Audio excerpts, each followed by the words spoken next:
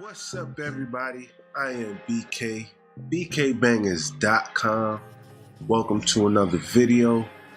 Today's video, I'm in Studio One for a change in a long time. It's been a minute since I've been in Studio One, or on camera, I should say. Giving some instructions on how to move around in Studio One. So the question recently came by from a viewer. I'm not sure if the person is a subscriber, but I'll be seeing them in the comments. And basically he asked, can I do a video on using Pro EQ? And I responded like, I got a couple of videos using Studio One. No, the actual question was like, can I do a video on Studio One? And I said, well, I got a lot of videos on the channel using Studio One. Is there something, in particular that you would like to see in Studio One?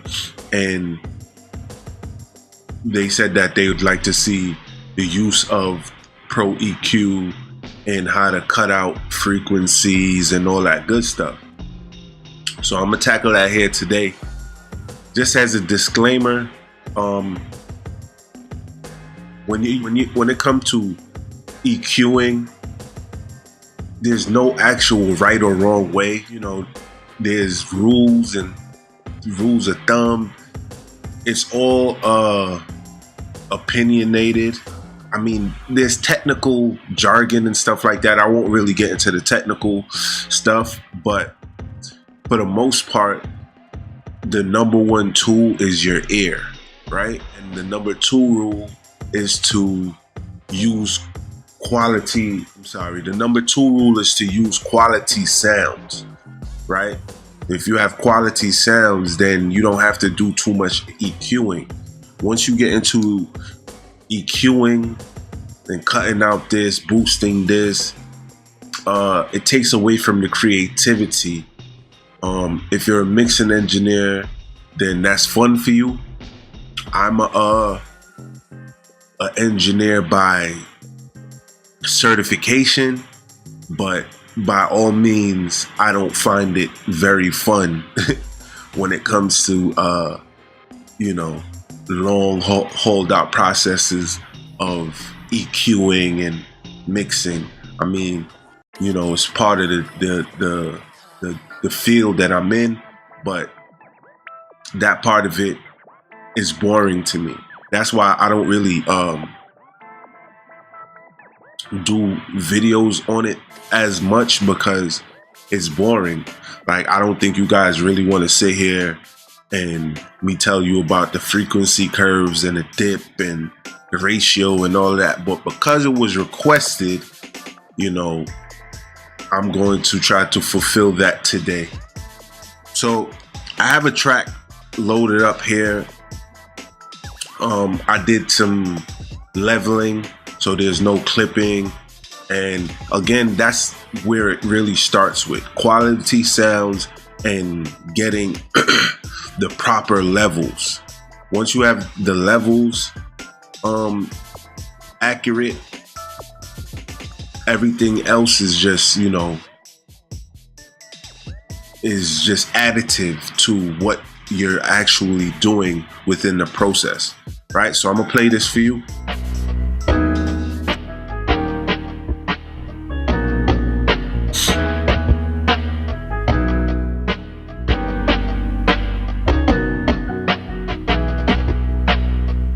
So again, everything starts with gain staging. Once you have your track, your song gain staged, everything else, is just, again, it's additive. There's no better word to use than just additive, because that's really all it is additive mixing within the creative process. So my gain staging tool in Studio One is the mix tool. Now, once you have the mix tool on your track, you're then able to, I didn't touch any of these levels right here.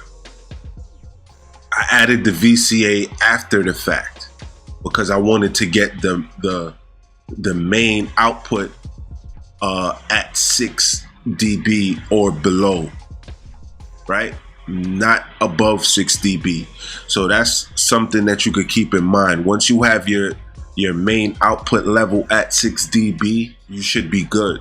And that just takes like if I take all these tools off and pay attention to right here, and you'll see the numbers increase.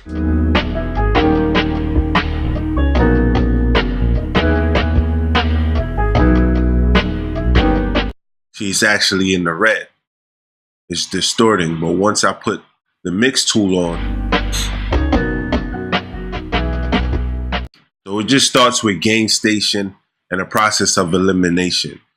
Now, again, there are certain little rules and technicalities that you can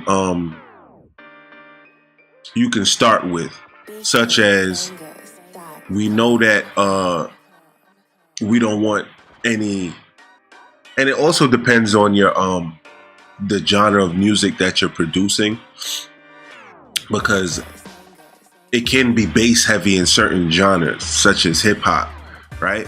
So you wouldn't cut out a certain amount of the 808 or the bass drum in a hip hop song because it's bass driven, right? So knowing that, if I was gonna go with, if this was a hip hop song, I mean, it's kind of soft sounding right now, right? But knowing that, I want to leave room for the 808 or the bass guitar or the bass drum.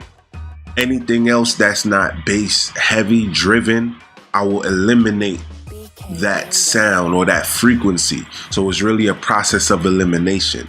So I'd start over here with this piano. I'd pull up the Pro EQ.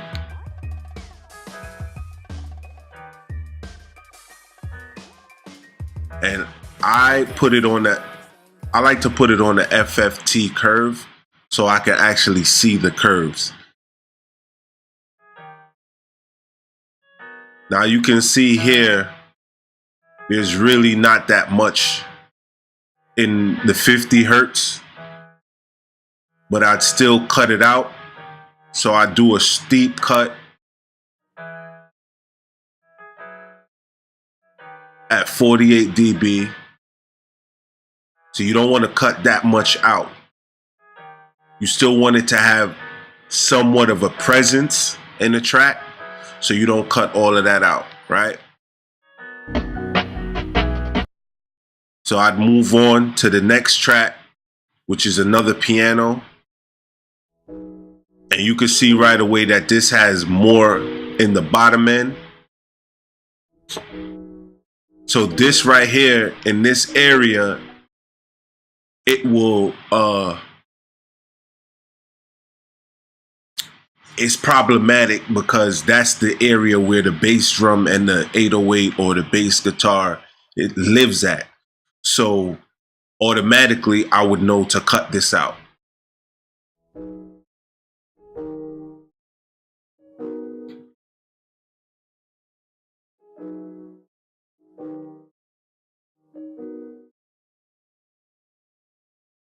All right.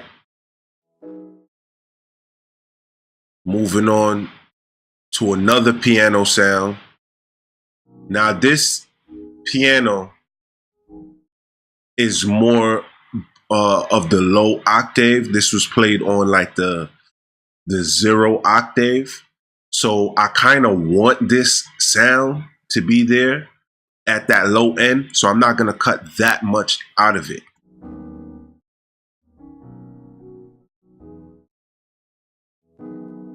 See, that's perfect. I really don't have to cut nothing else out of it. You know, there's a little resonance right here.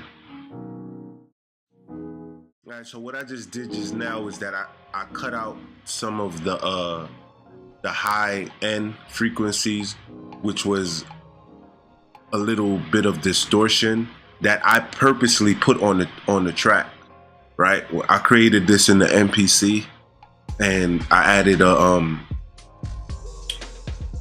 an effect on it, so that crunchiness on the top end, I kind of wanted that there, but for educational purposes, I'm cutting it out now.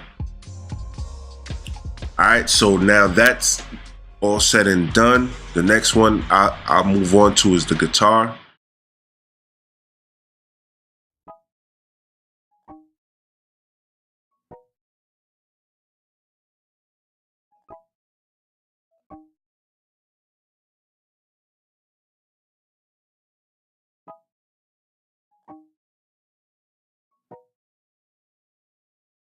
And that's it. I really don't need much more out of that. What I probably do is I boost this up a little bit.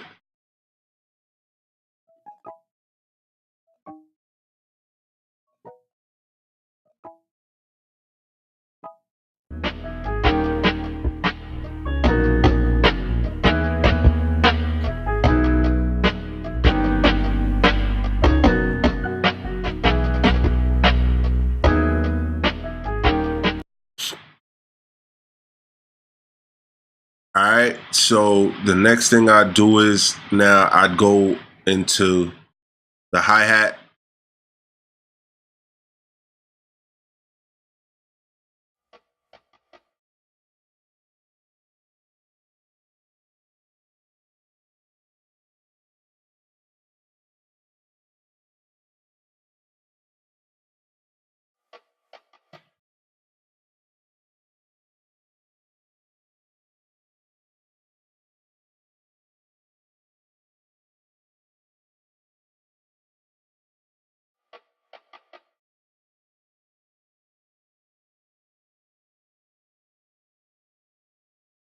Next thing I do, I move on to the snare drum.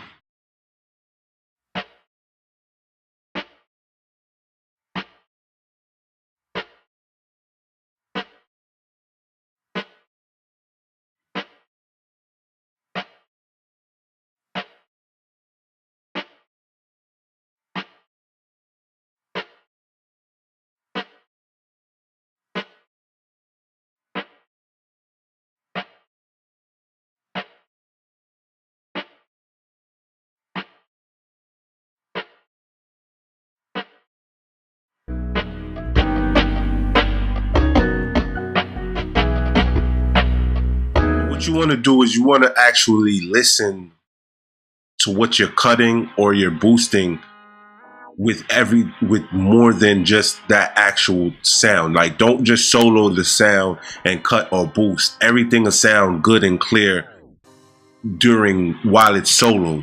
You don't want to do that too much. You want to solo it to get to hear it, and then move it around unsolo, because again, everything sounds good soloed. When you're in the bathroom and you're singing by yourself with no music, you probably sound good, right?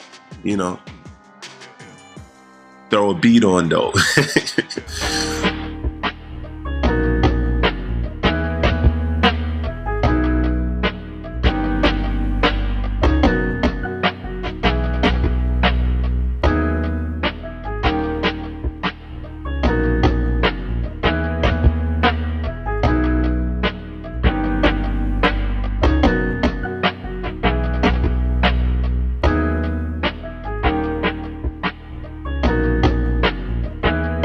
Now we're on the kick drum. The kick drum, I needed to live. So the 808, the kick drum, the bass drum, I needed to live in its comfort zone. I don't want to cut too much away from it. So I pay attention to it as I'm cutting it.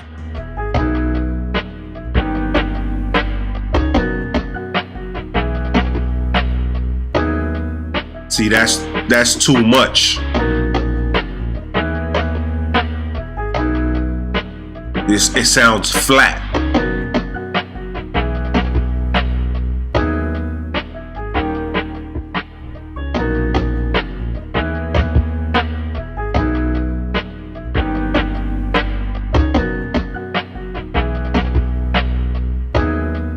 technically we don't need any kick drum in the high end. You see, it's all the way up here. We don't need that.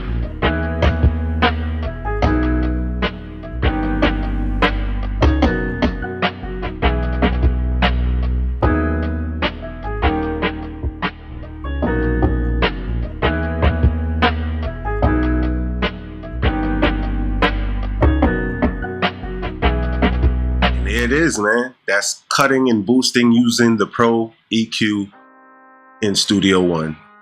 Now, everything else after that treatment is all creative, and you work with the tools that you have. Like, I may have some tools that you may not have, but everything else is just creative after you get that little.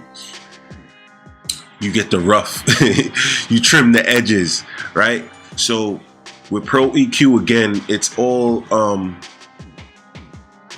you do it to the taste. Like, yes, there's certain little rules, like you want to cut out anything in the 50 hertz, any instruments that have frequencies in the 50 hertz and below, you want to cut that out because that's where the 808 and the bass drum and the bass guitar lives. Anything on a kick drum or a bass drum or an 808 in the high frequency, in the 10K and above, you want to cut some of that out. Now you can add distortion, and once you add distortion, it brings up more of that level. That's why there was so much of it here, because I treated this inside of the MPC before I brought it into Studio One. So there was some extra frequencies here that, for the lack of better terming, I like it, but for educational purposes, I'm cutting it out. So I didn't touch on the bass, and this is key here. So I'll solo it. So right away, you see that there's a lot of the frequency here. Plus I distorted this. So it has a lot of bottom end.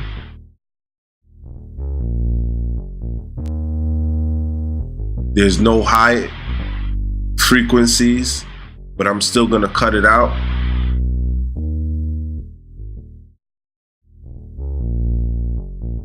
See, all of this right here is distortion that I added, but if I cut it out, it sounds more like a sub. But we want some of that, some of the high frequency, but not too much. We could actually cut a little bit of the bottom to let the kick drum sit better in the track. Again, unsolo it so because it sounds good right now, but it might not sound good once I unsolo it.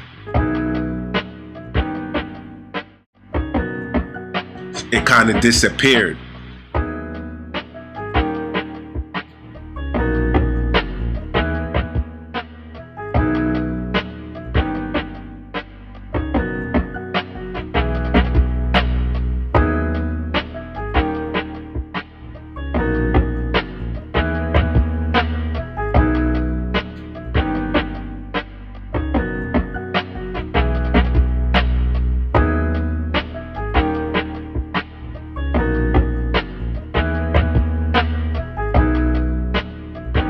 That's Pro EQ for you in a nutshell.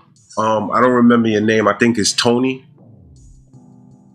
I'll put a screenshot of who you are and give you a shout out. You know what I'm saying? But that's really using Pro EQ in Studio One in a nutshell, really. There's not much to it once you kind of grasp it.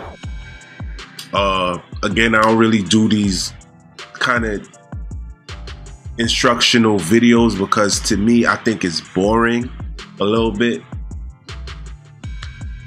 but some people like those kind of videos. So I'm here to please, all right? So I hope you guys learned something from this today. Very short and to the point, really. But I hope you was able to gather something and grasp the function. Cutting out frequencies or boosting frequencies is beginner level in the mixing engineer kind of field. As producers, we are somewhat of mixing engineers because we have to, get the right sound for the beats or the tracks. So in a way, it's good to have this notch on your belt, But the rule of thumb is that everything starts with gain staging. Once you have everything leveled out to a decent level, sky's the limit, and everything else after that is all additive mixing. Keep in mind that you want to keep your master output at no higher than -6 dB. Some people will say -3, but if you're gonna send this out for mastering, you want to keep it at -6 dB, right? Because once I slap a limiter on here, I'll do that real quick. Matter of fact, I'm not gonna do that because I don't want this thing to trip out. It's been bugging out recently, so hopefully all of this that I've been doing so far, it actually recorded well. But once you put a limiter on here, it'll boost it up, right? So keep your mixes at -6 or below. Gain stage, and it's a process of elimination with Pro EQ. Anything that's an instrument, you don't want to have any frequencies at 50 hertz or below. And with bass drums and 808s, to your discretion, you want to cut out anything above 10K, right? Anything above 10K when it's a percussive sound, you want to play with it. Hi-hats could be at 10K because it's a hi-hat. That's the frequency it's gonna live at. So that's pretty much it, y'all. Do remember that music is life. It is our DNA. Keep banging. Peace, love, light. Till next time. Peace.